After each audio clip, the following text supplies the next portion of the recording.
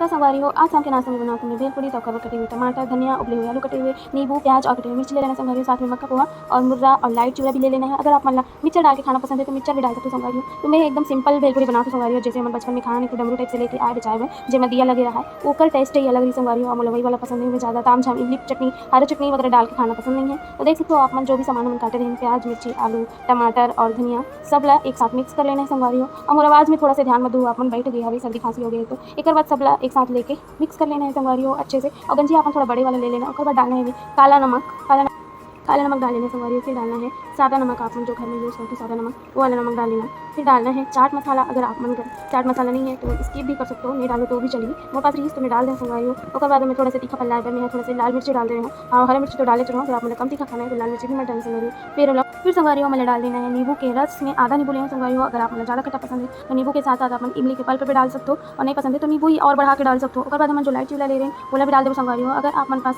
Save है, mixture है तो वो सब भी डाल सकते हो। फिर हम डाल देव कटे हुए धनिया। तो देख सकते हो आप मन मोदे लोगे तैयार, तो आप मन भी ये तरीके से बना के जरूर खाओ संगवारी हो। ब्लॉग अच्छा लगी तो लाइक शेयर कर दे संगवारी हो। तो मिलता है आप नेक्स्ट ब्लॉग में।